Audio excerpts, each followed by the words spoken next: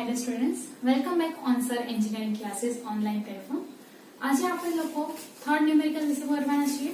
જો તમે આની પહેલાનો વિડિયો એટલે કે ફર્સ્ટ અને સેકન્ડ ન્યુમેરિકલનો ન જોયો હોય તો પહેલા એ જોઈ લેજો. સો થર્ડ ન્યુમેરિકલ આપણે અહીંયા જોઈ શકીએ છીએ.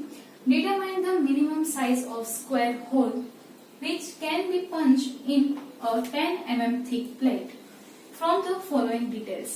એટલે કે તમે લોકોને પંચિંગ નો જાણ્યો મળ્યો જેવો કે આપણે સેકન્ડ માં કરેલો હતો, જે સેકન્ડ ન્યુમેરિકલ આપણો હતો એ શેનો પર હતો, એવી પંચિંગ પર હતો. પણ ત્યાં તમને પંચ ની વાત નથી કરવા મળે, ત્યાં તમને બ્લેન્ક ની વાત કરવા, એટલે કે વેસ્ટેજ મટીરીયલ નો તમારે ડાયામીટર અથવા ફોર્સ ફાઇન્ડ કરવાનો હતો. પણ અહીંયા તમને શું કહે છે કે જે પંચ થઈ રહ્યો છે એ પંચ હોલ જે થઈ રહ્યો છે એની કેટલી સાઈઝ હશે, એની કેટલી લેન્થ હશે એ તમારે નાખવાની છે. અને અહીંયા ખાલી હોલ વિશે વાત નથી કરી. જ્યારે તમે હોલ બોલો છો એના મતલબ શું છે, તમે કોઈ રાઉન્ડ સર્કલ છે એ કટ કરવા વિશે વાત કરી રહ્યા છો. અહીં તમને શું કીધું છે, સ્ક્વેર હોલ. એનો મતલબ શું છે કે તમારો જે બી હોલ છે એ કયા પ્રકારનો હશે, એક સ્ક્વેર ના ફોર્મમાં થયેલો હશે. હવે જોઈએ આપણે આ જે સ્ક્વેર હોલ બનેલો છે એ કેટલો થિકનેસ ની પ્લેટ પરથી બને છે, તો કે 10 mm ની થિકનેસ વાળી પ્લેટ માંથી બનેલો છે. From the following details. હવે તમને બીજી બે વસ્તુ આપેલી છે. એક છે ultimate shear stress for plate, એટલે કે પ્લેટ ની અલાઉબલ સ્ટ્રેસ મેક્સિમમ જે છે લિમિટ એ આપેલી છે. અને બીજું તમને આપેલું છે પરમિસિબલ ક્રશિંગ સ્ટ્રેસ ફોર પંચ, જે છે સિગ્મા c = 200 Nm², એટલે કે પંચ નો કુલ મેક્સિમમ તમને કેટલું સ્ટ્રેસ છે એ આપેલું છે. હવે તમને ક્વેશ્ચન થતો હશે કે લાસ્ટ આપણે જે ન્યુમેરિકલ કર્યું બ્લેન્ક વાળું, એની અંદર તો આપણે ખાલી શીયર સ્ટ્રેસ ઓફ પ્લેટ જ ખબર હતી અને ત્યાંથી આપણે ફોર્સ ફાઇન્ડ કરી લીધો હતો. હા, કારણ કે તમે ત્યાં ડાયામીટર છે એ આપેલો હતો, એટલે કે ટૂંકમાં તમારો જે એરિયા હતો એ આપેલો હતો અને તમે ખાલી ફોર્સ ફાઇન્ડ કર્યો. પણ તમને અહીંયા શું પૂછ્યું છે, તમને જે સ્ક્વેર હોલ થાય છે એની લેન્થ પૂછી છે, પણ એની સાથે એક મેઇન વર્ડ યુઝ કરેલો છે, એ જે છે મિનિમમ સાઇઝ. જ્યારે તમને મિનિમમ સાઇઝ કીધેલું છે તો તમે ડાયરેક્ટલી કેમ કહી દો કે આ મેક્સિમમ છે આ મિનિમમ છે, તો એના માટે તમારે કમ્પેર કરવું પડશે. તો કોને કમ્પેર કરશો, એના માટે પહેલા પંચિંગ જે પ્રોસેસ છે એ સમજીએ આપણે પાછું. તો એક અહીંયા હું પંચ લઉં છું. આ જે પંચ છે એ આપેલી તમને એક પ્લેટ છે જેની કંઈક થિકનેસ છે એ કેટલી આપેલી છે, તમને 10 mm આપેલી છે. એની અંદર પંચ કરે છે અને એના પંચ કરવાને કારણે તમને શું મળે છે, એક સ્ક્વેર પ્રકારનો અહીંયા હોલ મળે છે.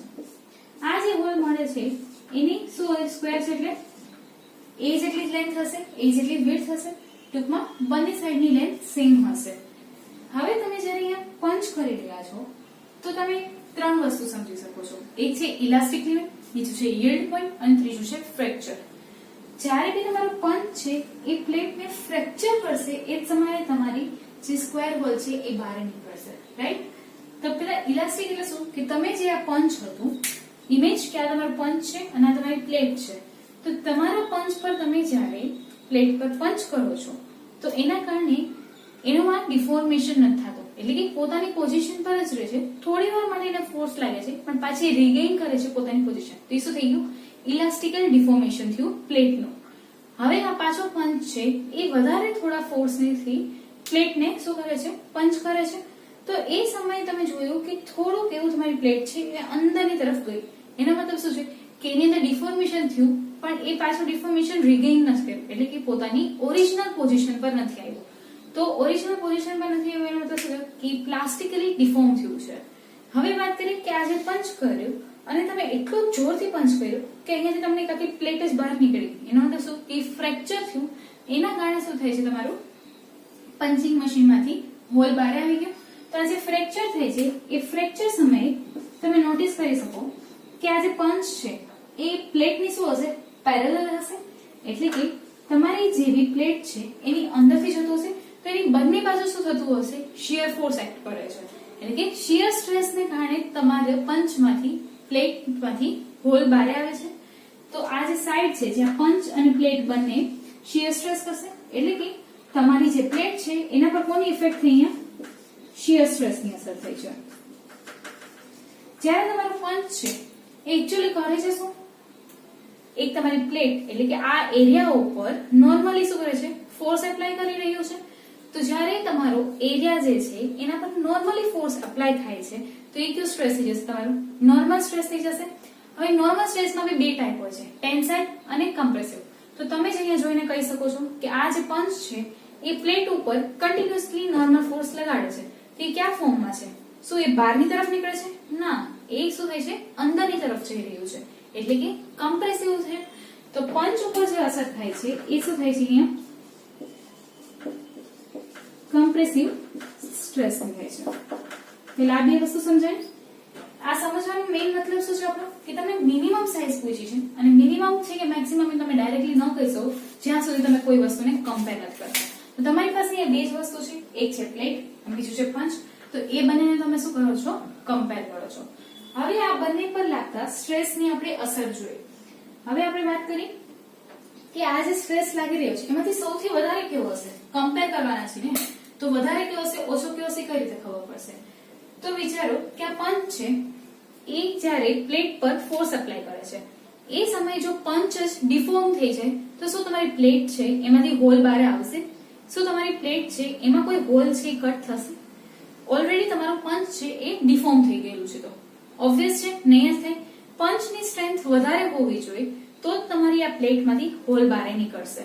તો એના માટે કમ્પ્રેસિવ સ્ટ્રેસના કારણે જેવી ફોર્સ પ્રોડ્યુસ છે એટલે કે પંચ દ્વારા લાગેલો ફોર્સ હંમેશા વધારે હોવો જોઈએ, જ્યારે કે પ્લેટ દ્વારા એક્ટ થયેલો શિયર ફોર્સ છે એ ઓછો હશે. જો પંચ ડિફોર્મ થયો તો પ્લેટમાં ફ્રેક્ચર નહીં આવે અથવા તો પ્લેટ તમારી જે છે એ તૂટી નહીં જાય. એનો મતલબ શું થયું અહીંયા? કે જે પંચનો ફોર્સ છે એ હંમેશા શું હશે? વધારે હશે કમ્પેર ટુ ધ પ્લેટ તમારી જે છે એના ફોર્સ કરતા. હવે પંચનો જે ફોર્સ છે અહીંયા તમે લોકોએ જોયું એ કોના કારણે પ્રોડ્યુસ થાય છે? કે કમ્પ્રેસિવ સ્ટ્રેસના કારણે થાય છે. અને પ્લેટનો જે ફોર્સ છે એ કોના કારણે પ્રોડ્યુસ થાય છે? કે શિયર સ્ટ્રેસ થાય છે એની અંદર, એના કારણે થાય છે. તો પહેલા આપણે કમ્પ્રેસિવ સ્ટ્રેસ અને શિયર સ્ટ્રેસ બંનેની ઇક્વેશન લખી લઈએ. હવે આમાં તમે જે ફોર્સ વિશે વાત કરશો તો ફોર્સ બંને પર લાગે છે કેવો? સેમ જ લાગે છે, પણ એરિયા જે છે એ બંને અલગ થઈ જશે. જ્યારે તમે કમ્પ્રેસિવ સ્ટ્રેસ વિશે વાત કરશો એટલે કે આપણે શું કહીએ છીએ? Sigma C. અત્યારે stress is equal to force by area, પણ ત્યારે એરિયા કેવો હોય છે? Cross sectional. તો અહીં તમે જોઈ શકો છો compressive stress is equal to force by area, પણ આ એરિયા કેવો છે? Cross section. સેમ ઇક્વેશન હું શિયર સ્ટ્રેસ ની લખું છું. તો શિયર સ્ટ્રેસ ની ઇક્વેશન શું છે? Tau is equal to force by shear area. હવે અહીંયા ફોર્સ જે છે એ મેં સેમ શું કામ લીધો છે? એટલે કે કમ્પ્રેસિવમાં મેં પી લીધેલો છે અને અહીંયા પણ ટાઉમાં પણ પી લીધેલો છે. હવે તમે જ ઇમેજ કરો, તમે જે ફોર્સ લગાડ્યો છે એ જ ફોર્સ શું છે? પ્લેટ પાસે જવાનો છે ને. એવું તો નથી કે તમે જે ફોર્સ એપ્લાય કરો એમાંથી અડધો જ ફોર્સ આની પાસે જાય છે. બંનેનો એરિયા જે છે એ અલગ છે, એકનો ક્રોસ સેક્શન એરિયા છે, એકનો શિયર એરિયા છે. તો અહીંયાથી હું ઇક્વેશન લખી શકું કે જ્યારે પંચનો ફોર્સ વિશે વાત કરી રહ્યા છીએ આપણે, કે આ પંચ દ્વારા લાગેલો જે ફોર્સ છે એની હું વાત કરું છું, તો આ ઇક્વેશન એવું લખી શકું? Sigma C into area of cross section greater than પ્લેટના ફોર્સની વાત કરી રહી છે અહીંયા. તો પ્લેટનો જે ફોર્સ છે શું થશે? Tau into shear area, right? હવે ક્રોસ સેક્શનની વાત કરીએ છો તો અહીંયા તમે લોકો જોઈ શકો છો કે આ જે બ્લોક છે એના પર અહીંયા કન્ટિન્યુઅસલી ફોર્સ એપ્લાય થઈ રહ્યો છે. તો એ શું થઈ ગયો? એનો ક્રોસ સેક્શન છે નોર્મલ ફોર્સ અને નીચેનો ક્રોસ સેક્શન. તો આ કેટલી છે? a જેટલી લેન્થ એટલે કે અને a જેટલી વિડ્થ છે. તો a into a રહેશે તો કેટલું થઈ જશે? a square. તો અહીં સિગ્મા c એમને ક્રોસ સેક્શન એરિયા શું આવી ગયો? a square greater than tau એમને રાખી દઉં છું. હવે વાત કરીએ શિયર એરિયાની. શિયર એરિયા એટલે શું? કે આ જે તમારો પંચ છે એ પંચ કેટલા એરિયાના કોન્ટેક્ટમાં આવેલો છે. તો અહીંયા તમે કોન્ટેક્ટ વિશે વાત કરો તો અહીંયા શું થઈ જશે? પેલા આટલી લેન્થ a પ્લસ વિડ્થ જે છે a પ્લસ પાછી લેન્થ a પ્લસ a. અને સિમ્પલ તરીકે કહો એવું વિચારો કે એક તમારું સ્ક્વેર છે એના પર તમે ચાલી રહ્યા છો. તો ચાલી રહ્યા છો તો કઈ રીતે તમે ચાલશો? અહીંયાથી તમે ચાલવાનું સ્ટાર્ટ કરો તો a પ્લસ a પાછું a અને ફોર્થ a, એટલે કે 4 વખત શું આવ્યા? a આવ્યા. તો આપણે એવું લખી શકીએ 4a. હજી આપણે કોઈ વાત છે ને કરી, ખાલી એરિયાની વાત કરી છે. હવે કેટલી થિકનેસ છે એ બી આપણે કરશું મેઝર. તો અહીંયા શું આવી જશે? Into thickness. તો અહીંયા તમે જોઈ શકો છો જે a છે એ લેન્થ છે તો એનું યુનિટ શું થઈ જશે? મીટર. અને જે થિકનેસ છે એનું યુનિટ પણ શું થઈ જશે? મીટર. તો મીટર ઇન્ટુ મીટર શું થઈ ગયું? Metre square. એટલે કે તમને એરિયા મળી ગયો છે શિયરનો. હવે અહીંયા જો આ સાઈડ a સ્ક્વેર છે, એટલે કે તમારી લેફ્ટ હેન્ડ સાઈડ છે એ શું છે a સ્ક્વેર છે, જ્યારે રાઈટ હેન્ડ સાઈડ ખાલી a છે, તો એકબીજાને કેન્સલ કરશે તો એ શું થશે sigma c into a greater than tau into 4 into t. હવે અહીંયા તમે નોટિસ કરો તમે બધી વસ્તુ આપેલી છે, એટલે કે સિગ્મા c આપેલું છે, ટાઉ તમને આપેલું છે અને થિકનેસ પણ આપેલી છે. તો સિગ્મા c છે કેટલું આપેલું છે તમને 200 ન્યૂટન બાય mm સ્ક્વેર. તો એની વેલ્યુ મૂકી આપણે 200 into a greater than tau કેટલું આપેલું છે ultimate shear strength of plate, તો કે 300 ઇન્ટુ 4 એન્ડ થિકનેસ તમને કેટલી આપેલી છે અહીંયા 10 mm, તો અહીંયા એને 10 mm પુટ કરો. જ્યારે તમે ઇક્વેશન ને સોલ્વ કરશો તો તમને શું મળશે a is greater than 300 into 4 into 10 divide by 200. જ્યારે 200 ના બે 0 અને આ કેન્સલ થઈ જશે તો તમને ઇક્વેશનમાં વેલ્યુ શું મળશે એક 60 mm જેવી મળશે. જે તમે લોકોને શું દેખાડે છે અહીંયા કે તમારો જે સ્ક્વેર છે એની મિનિમમ સાઈઝ છે એની એક લેન્થ કેટલી હોય છે 60 હોય છે. હવે સ્ક્વેર બોલ આપણે એટલે શું થશે લેન્થ છે એ બધી બાજુ સેમ હશે, એટલે એવું કહી શકીએ કે તમારો જે બી સ્ક્વેર છે એ શું હશે 60 ક્રોસ 60 mm સ્ક્વેર નો હોવો જોઈએ. તો કન્ક્લુઝન પર આવે આપણે કે જ્યારે બી તમને આ ટાઈપનો ન્યુમેરિકલ પૂછેલો છે જેમાં મિનિમમ સાઈઝ નું કીધું છે તો મિનિમમ સાઈઝ વચ્ચે તમારા માઇન્ડમાં એક સ્પાર્ક થવું જોઈએ કે કોઈ પણ બે વસ્તુને કમ્પેર કરવાની છે, કારણ કે કોઈ એક વસ્તુથી તમે નથી કહી શકવાના કે મિનિમમ છે કે મેક્સિમમ છે. લાઈક તમે એક જ સ્ટુડન્ટ હો આખા ક્લાસમાં તો તમે શું તમારી જાતને એવરેજમાં માનશો, મેક્સિમમમાં માનશો, ફર્સ્ટ ટોપર છો કે ફેઇલર છો, કઈ રીતે તમે એડજસ્ટ કરશો, નહીં કરી શકો ને. તો એ જ રીતે કોઈ બી મટીરિયલ વિશે વાત કરી છે, કોઈ બી પ્રોસેસ વિશે વાત કરી છે કે એ સમયે બી એ પ્રોસેસને બીજા સાથે કમ્પેર કરવી પડે, એટલે કે એક ઓબ્જેક્ટ પંચને આપણે શું કર્યું બીજી પ્લેટ સાથે કમ્પેર કર્યું છે, ત્યારે તમે મિનિમમ છે મેક્સિમમ છે એના વિશે કહી શકશો. તો આ આપણું થર્ડ ન્યુમેરિકલ છે એ કમ્પ્લીટ થયું. હવે આપણે નેક્સ્ટ ફોર્થ ન્યુમેરિકલ પર જઈએ.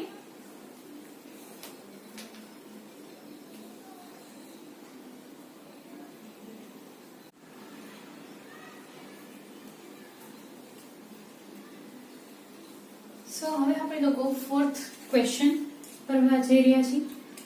આ જે ક્વેશ્ચન છે એ પંચિંગ પર નથી, સ્ક્રૂ પર છે. તો જ્યારે બી તમે લોકો સ્ક્રૂ વિશે વાત કરી રહ્યા છો ત્યારે અહીંયા તમે જોઈ શકો છો સ્ક્રૂને બે ડાયામીટર હોય છે, એક એનું નોમિનલ ડાયામીટર એટલે કે તમારું જે માઇનર ડાયામીટર છે એ, અને second one is a major diameter એટલે કે કોર ડાયામીટર. તો આ જે બે વસ્તુ છે જે મેં તમને કીધી કોર અથવા તો મેજર ડાયામીટર ઓર માઇનર અથવા તો નોમિનલ ડાયામીટર. તો તમે જ વિચારો કે જ્યારે પણ આના પર લોડ લાગી રહ્યો છે તો શું ખાલી માઇનર એટલે કે અંદરના જે થ્રેડ્સ છે એના પર જ લોડ લાગી રહ્યો હશે? ના, તમારા જે આઉટસાઇડના જે થ્રેડ્સ છે એના પર પણ લોડ લાગી રહ્યો છે, એટલે કે તમારો જે લોડ લાગી રહ્યો છે કેના પર લાગે છે કોર પર, મેજર ડાયામીટર પર લાગે છે. આ વસ્તુ સમજાવવાનો મતલબ શું છે કે તમે જ્યારે સ્ક્રૂ લો છો તો ત્યારે એના પર લખેલું હોય છે M20 M24, એ તમને શું કયો ડાયામીટર દેખાડે છે એ વસ્તુ પહેલા ખબર હોવી જોઈએ. તો એ તમને માઇનર ડાયામીટર અથવા તો નોમિનલ ડાયામીટર દેખાડે છે. એટલે કે અહીંયા હું એવું લખી શકું ગિવન ડાટામાં કે જે બી તમારું M24 છે એમાં આ જે 24 છે શું છે અહીંયા નોમિનલ ડાયામીટર, અને આ જે નોમિનલ ડાયામીટર છે એ શેની અંદર હોય છે mm ની અંદર હોય છે. તો અહીંયા હું એવું કહું છું d નોટ એટલે આ જે નોટ છે શું દેખાડે છે તમારું nominal minor diameter is equal two 24 mm, right. હવે તમને આગળ શું કીધું છે તો આ આપણે ખાલી સ્ક્રૂ વિશે એટલે કે તમારો જે બી છે એના માટે સમજો. હવે આપણે ક્વેશ્ચન પર જઈએ. Determine the tensile load carrying capacity of M24 bolt. જે તમારો બોલ્ટ છે એના પર લાગતા ટેન્સાઇલ લોડ વિશે વાત કરવાની છે. Having a allowable tensile stress of 16 newton by mm square. એટલે એ તમને શું દેખાડે છે કે મેક્સિમમ તમારો જે સ્ટ્રેસ છે એ કેટલો લાગી રહ્યો છે. તો મેક્સિમમ કેટલો છે તમારો 16 ન્યૂટન બાય mm સ્ક્વેર છે. તો તમે અહીંયા કહી શકો કે તમને સિગ્મા આપેલું છે અને ટેન્સાઇલ સ્ટ્રેસ આપેલું છે, તો અહીંયા હું એને સ્મોલ t દર્શાવું છું ઇઝ ઇક્વલ ટુ કેટલું આપેલું છે 16 newton by mm square, 16 newton by mm square. આને બીજું આપણે કેવું હોય તો શું કહી શકીએ ન્યૂટન બાય mm સ્ક્વેર ને બીજું શું નામ છે એનું મેગા પાસ્કલ, કારણ કે પાસ્કલ જે હોય શું હોય ન્યૂટન બાય મીટર સ્ક્વેર.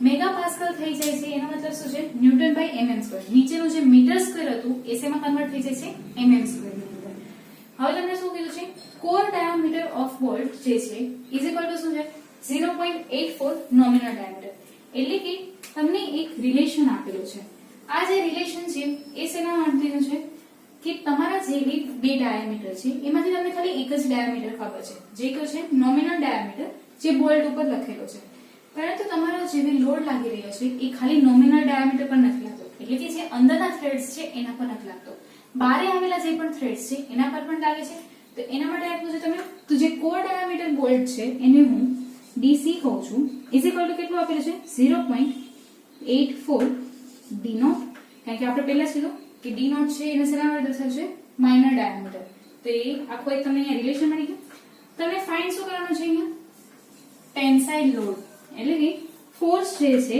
એ તમારે અહીંયા ફાઇન્ડ કરવાનો છે તો હવે આપણે વાત કરી કેવું ઇક્વેશન યુઝ કરશો તો તમે જ્યારે ગિવન ડાટા જોશો ત્યારે તમને એટલી વસ્તુની લાઈટ થશે કે સ્ટ્રેસ આપેલો છે તો સ્ટ્રેસની ઇક્વેશન ક્યાંક યુઝ થતી હશે કારણ કે તમને ફોર્સ પૂછેલો છે એરિયાની વસ્તુ તમને ખબર છે તો અહીંયા આપણે એવું લખી શકીએ કે જે તમારી સ્ટ્રેસની ઇક્વેશન શું છે sigma is equal to force જે એક્સટર્નલ છે ડિવાઇડ બાય એરિયા અને આ એરિયા કેવો હોવો જોઈએ ક્રોસ સેક્શનલ એરિયા હોવો જોઈએ હવે અહીંયા તમારો જે સિગ્મા છે એમાં બે ટાઈપ છે ટેન્સાઇલ અને કમ્પ્રેસિવ પણ તમને અહીંયા આપેલું છે કે તમારો જે સ્ટ્રેસ છે કયા પ્રકારનો છે ટેન્સાઇલ સ્ટ્રેસ છે તો અહીંયા શું થઈ જશે sigma p is equal to p by a of cross section એટલે કે cross section area p find કરવું છે તો આ જ ઇક્વેશન ને આપણે અલગ રીતે લખીએ તો શું થઈ જશે sigma t into area of cross section is equal to p આવી જશે હવે આપણે સિગ્મા t છે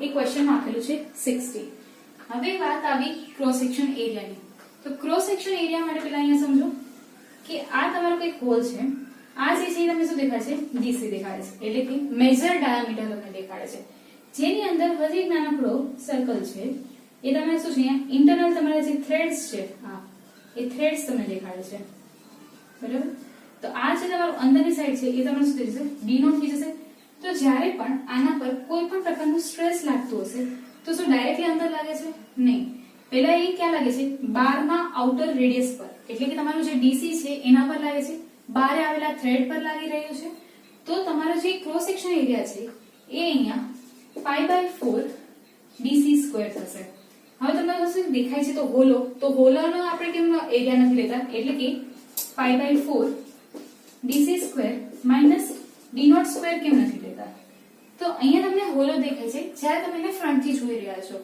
રાઈટ પણ એક્ચ્યુઅલમાં તમે જુઓ કે કોઈ બોલ્ટ હાથમાં લીધેલો છે તે બોલ્ટ શું અંદરથી વચ્ચે હોલ દર્શાવે છે નહીં ને એ આખી શું છે એક સોલિડ બોડીના ફોર્મમાં તમે દર્શાવેલું છે તે સોલિડ બોડી હોવાને કારણે હોલોનો તમે ઇક્વેશન છે એ યુઝ નથી કરતા અને એના આઉટર રેડિયસનો જે પણ પોર્શન છે એનો આખો એરિયા લેશો તો અહીંયા સિગ્મા ટી ની પહેલા આપણે વેલ્યુ મૂકી દઈએ તો એ કેટલી આપેલી છે તમને ક્વેશ્ચનમાં 60 આપેલી છે તો 60 ઇન્ટુ π/4 dc સ્ક્વેર તો આ જે dc સ્ક્વેર છે એ અહીંયા રાખું છું તો dc નો પહેલા અહીંયા ઇક્વેશન છે આપણી પાસે તો એ શું છે અહીંયા તો 0.84 અને d નોટ ની જગ્યાએ શું આવી જશે અહીંયા 24 રાઈટ તો અહીંયા હું એવું લખી શકું કે 0.84 into 24 જે છે એનો સ્ક્વેર થઈ જશે ઇઝ ઇક્વલ ટુ p આવી જશે જ્યારે તમે આ ઇક્વેશન ને સોલ્વ કરી રહ્યા છો ત્યારે તમને આન્સર મળશે અને આ જે આન્સર છે એ તમને શું દર્શાવે છે કે ટેન્સાઇલ લોડ તમારે કેટલો એક્ટ કરવો જોઈએ બોલ્ટ ની ઉપર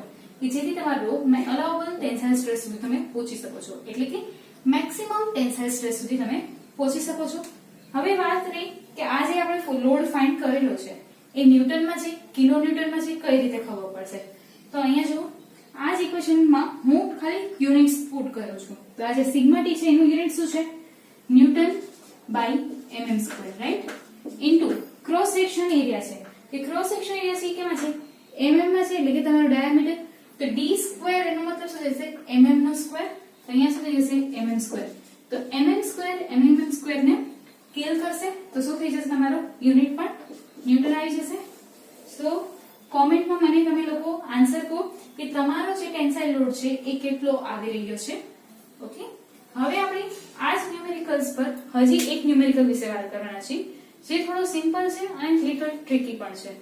અત્યાર સુધી આપણે 4 ન્યુમેરિકલ કર્યા છે. એની અંદર તમે લોકો શું શીખ્યા? ફર્સ્ટ તમે જે શીખ્યા એ શું છે કે કોઈ વસ્તુ આપેલી છે એના પરથી કયું ઇક્વેશન યુઝ કરું એ તમને મળ્યું પહેલા બે જ્યારે તમે ક્વેશ્ચન સોલ્વ કર્યા. થર્ડ ક્વેશ્ચનમાં તમને ખબર પડી કે કોઈ વસ્તુની કમ્પેર કરવાની છે તો શું લખેલું હશે ક્વેશ્ચનમાં ત્યારે શું કરવું. અને જે ફોર્થ ક્વેશ્ચન કર્યો એની અંદર તમને ખબર પડી કે જે બોલ્ટ હોય છે એની અંદરનો એરિયા કઈ રીતે લેવો, કે નોમિનલ જે ડાયામીટર છે એને યુઝ કરવું કે મેજર ડાયામીટર છે કે કોર ડાયામીટર છે એને યુઝ કરવું. તો આ બહુ સિમ્પલ ન્યુમેરિકલ હતું, પણ તમને એ જરૂર ખબર હોવી જોઈએ કે M24 વાળો જે છે એ 24 કયો ડાયામીટર દર્શાવે છે અને તમને કયો રિલેશન આપ્યો છે એનો કઈ રીતે યુઝ કરવો જોઈએ. તો અહીંયા સુધી આપણે આ લેક્ચર કમ્પ્લીટ કરશું. નેક્સ્ટ લેક્ચરમાં આપણે હજી થોડા ન્યુમેરિકલ સોલ્વ કરશું.